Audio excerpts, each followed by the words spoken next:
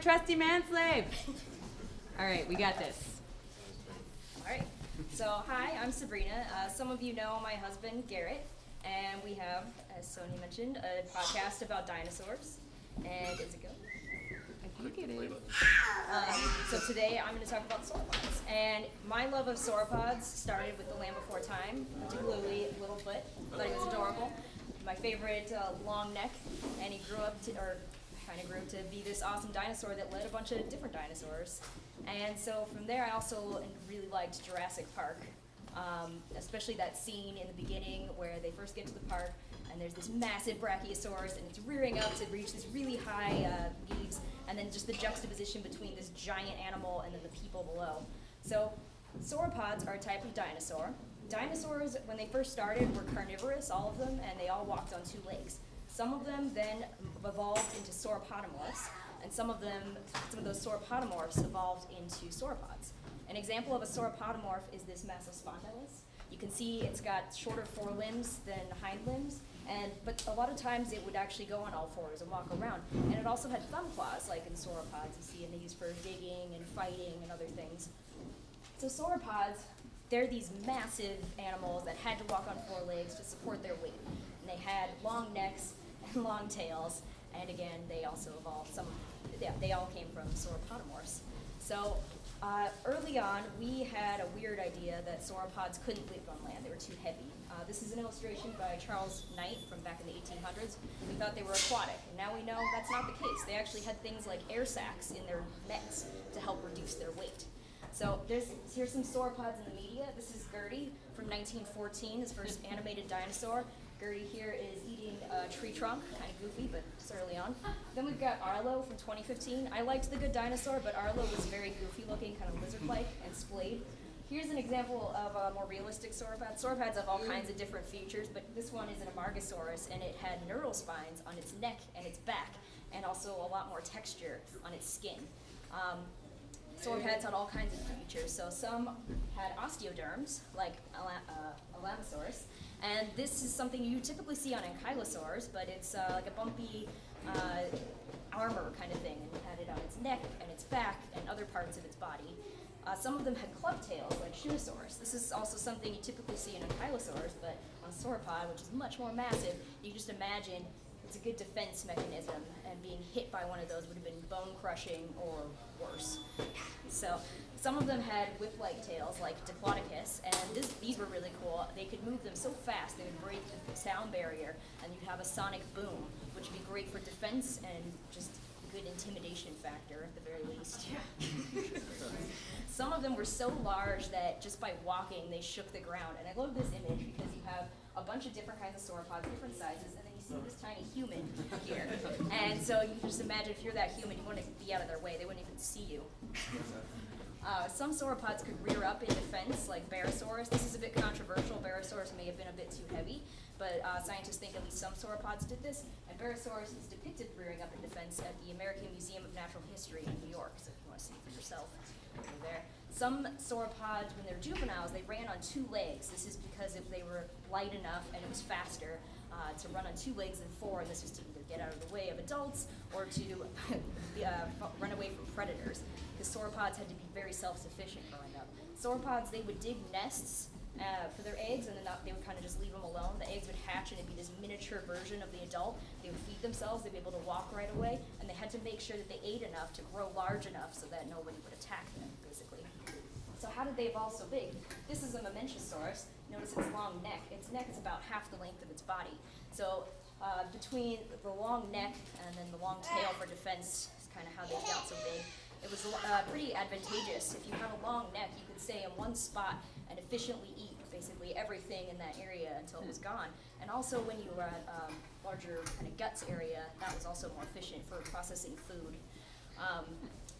So the sauropods, they had a lot of effects on their landscapes. If you imagine if they're walking around the same spots every day, that would affect hills in the area, that would affect how rivers flowed. You can see footprints here in Western Australia, it's possible that sauropods may have even affected some modern landscapes. So that's it. If you want to learn more about dinosaurs or sauropods, check out our podcast at iknowdino.com. This is a list of some of the sauropods I mentioned today and episodes where you can learn more. And if you want to find me later, I have stickers.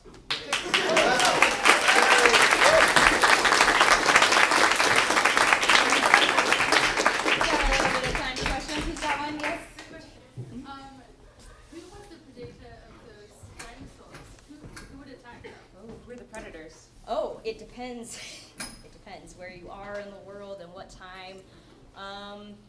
Allosaurus was one that would go after a lot of the sauropods in the Hell Creek Formation. Allosaurus was a predecessor to T-Rex, but it had slightly longer arms.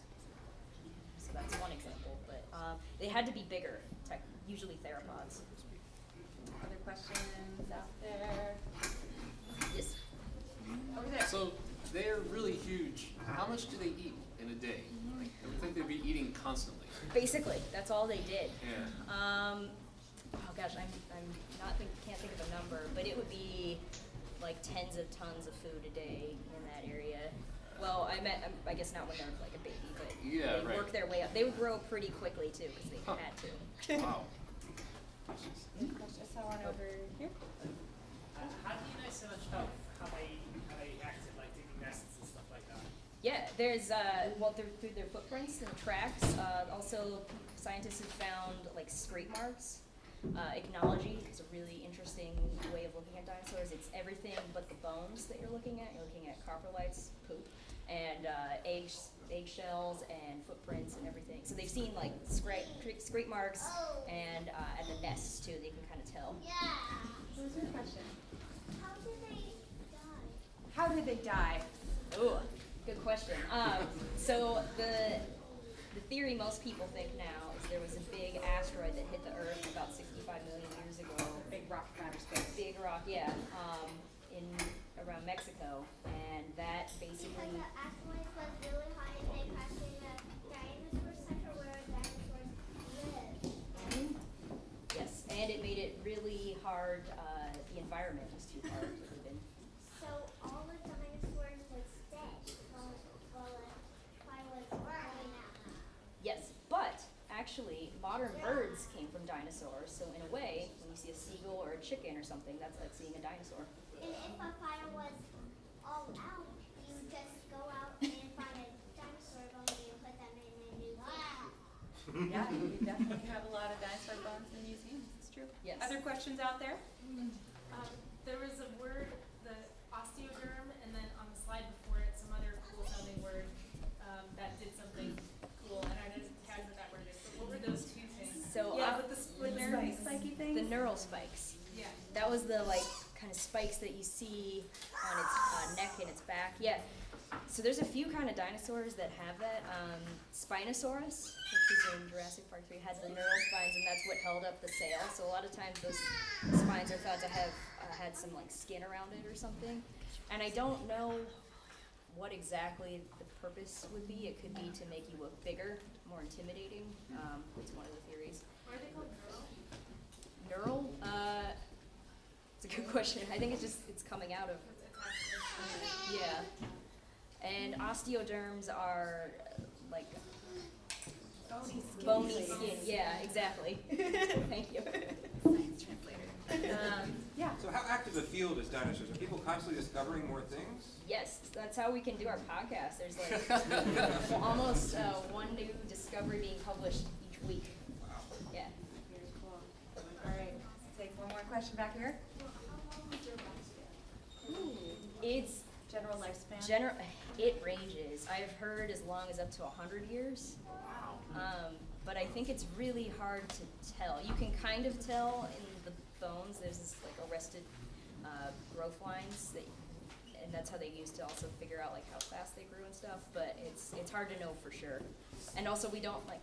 There's so many fossils we haven't found yet too, and it's impossible to know. Well, thank you so much. Let's give her another.